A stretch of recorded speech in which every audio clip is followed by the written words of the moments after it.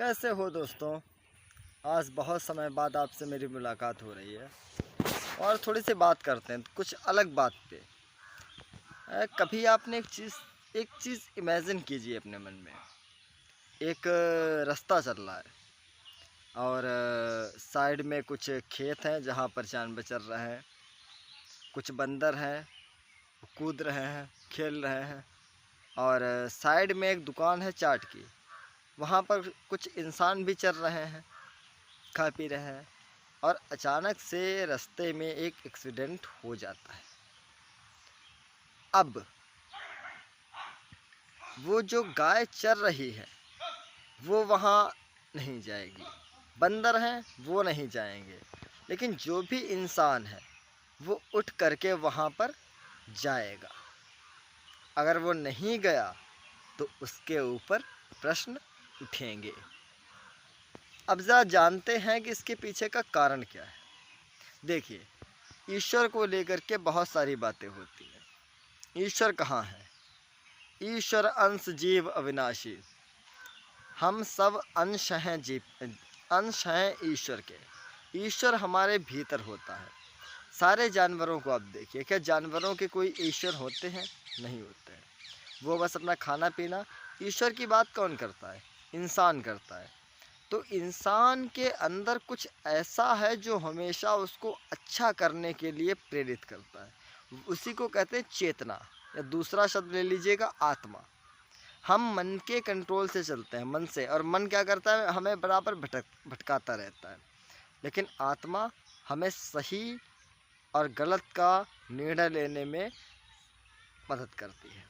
आप कभी सोच करके देखिए, आपके मन में कोई विचार आ रहा है, आप कुछ गलत करना चाह रहे हैं, तो अंदर से एक आवाज़ आती है कि नहीं, ये ठीक नहीं है। जैसा अभी मैंने एग्जाम्पल दिया, वहाँ पर अगर जो एक्सीडेंट हुआ है, अंदर से आवाज़ आई नहीं, मुझे इस समय इसकी रक्षा करनी है। बस यही तो ईश्वर है कि अंदर से वो कौन सी शक्ति है जो बराबर हमको प्रेरित करती है कुछ अच्छा करने के लिए। भले ही कोई आतंकवादी हो, वो भी अपने हिसाब से अच्छा करता है। हर कोई अच्छा करता है, बुरा कोई नहीं करता, अपने हिसाब से अच्छा ही करता है। तो आखिर वो कौन सी शक्ति है जो हमें बुरा न करने के लिए अंदर से प्रेरित करता है? यानी ईश्वर असुर दोनों यहीं पर है। मन हमारा असुर है जो हमेशा हमको अपनी सुविधाओं के लिए उलझाता है, और आत्मा हमको अच्छा करने की प्रेरणा देती है। एक गीता का बहुत ही प्रचलित श्लोक है, आपने सुना होगा, यदा यदा हि धर्मस्य ग्लानिर्भवति भारत अभ्युत्थान धर्मस्य तदात्मानं सृजाम्यहम् परित्राणाय साधूनां विनाशाय च दुष्कृतां धर्म संस्थापनार्थाय संभवामि युगे युगे। इसका सीधा सा अर्थ लगाया गया है कि जब भी धर्म, जब, ध्यान से समझिएगा इसमें क्या कहा है, यदा यदा धर्म से ग्लानिर्भवति भारत, भारत में जब भी धर्म की हानि होगी, परित्राणाय साधूनाम, साधुओं के उद्धार के लिए, विनाशाय च दुष्कृताम, दुष्ट पुरुषों के विनाश के लिए, धर्म संस्थापनार्थाय, धर्म की स्थापना के लिए मैं हर युग में आऊँगा। और यहाँ पर इसका ये बहुत प्रचलित श्लोक है, और जो चीज़ जितनी प्रचलित है उसका महत्व धीमे धीमे कम होता जाता है। तो अब इसका एक अर्थ जो लगाया गया है, सब जानते हैं कि जब जब धर्म बहुत बढ़ जाएगा, कोई भगवान अवतार लेंगे और वो सब संभाल लेंगे। नहीं, ऐसा कुछ नहीं होता। जो भी आए वो सब सामान्य थे। प्रभु राम को देखिए, वो भी सामान्य थे। भाई जंगल में सोने का हिरन है, दौड़ पड़ रहे हैं सामान्य की तरह। क्या उनको पता नहीं था कि ये सोने के हिरन होते ही नहीं है? उसके बाद में जब लक्ष्मण जी को दिक्कत हुई, वो मरने वाली हालत में थे, तब रो रहे हैं कि भाई मुझे जाना है, आपको क्या जवाब दूंगा जाकर के, बिल्कुल एक सामान्य व्यक्ति की तरह। 14 वर्ष जंगल में काटे। कैसे काटे अब तो फिल्मों में दिखा देते हैं ऐसा कुछ, बाकी सोच कर देखिए 14 साल जंगल में, जब वापस आए होंगे तो क्या बचा होगा? ना देह बची होगी उनकी, और सारे चेहरे पर दाग पड़ गए होंगे। रावण इतना भला कभी नहीं था जो कि वो सीता जी को टच नहीं करता, लेकिन 14 वर्ष की वनवासिनी स्त्री थी, उसका तेज था कुछ ऐसा कि रावण की हिम्मत नहीं पड़ी उसके पास पहुंचने की। तो ईश्वर कहीं बाहर से नहीं आएंगे। सोच कर देखिए, मैं बैठा हुआ हूँ, मेरे सामने कुछ बुरा हो रहा है, परित्राणाय साधनाय। साधु खुद को कष्ट तभी देता है क्योंकि उसे पता है जब वो कष्ट सहेगा तो कोई आएगा।